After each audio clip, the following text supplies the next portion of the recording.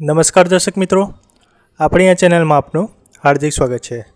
તો મિત્રો, ગુજરાત પોલીસ ભરતીની તૈયારી કરતા ઉમેદવાર મિત્રો માટે એક સારા સમાચાર આવી ગયા છે અને જણાવવામાં આવ્યું છે કે ફિઝિકલ તારીખ અને ફિઝિકલ ક્યારથી શરૂ થશે।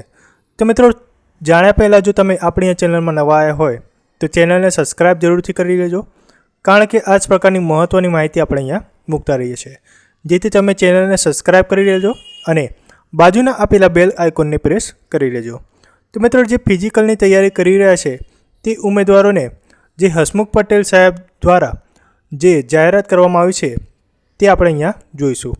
હસમુખ પટેલ સાહેબે 2 જાહેરાત કરી છે અને કઈ કરી છે તે આપણે અહીંયા જોઈએ તો હસમુખ પટેલ સાહેબે તારીખ કઈ હોઈ શકે તે પણ કહ્યું છે અને તેના માટે શું કરવું જોઈએ તે પણ આપણે હસમુખ પટેલ સાહેબ દ્વારા જણાવવામાં આવ્યું છે।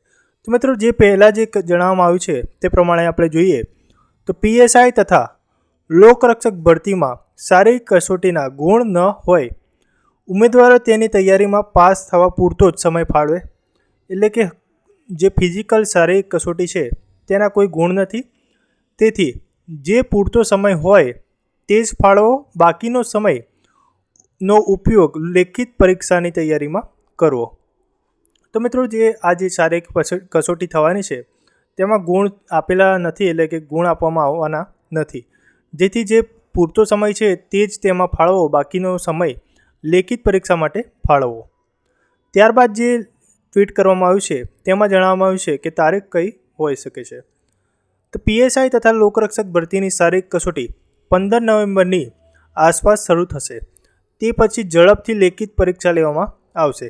ઉમેદવારોએ તૈયારીમાં લાગી જવું, તૈયારી વિના શારીરિક કસોટી આપવી ઉચિત નથી અને તેને લીધે શારીરિક તકલીફ પણ થઈ શકે છે।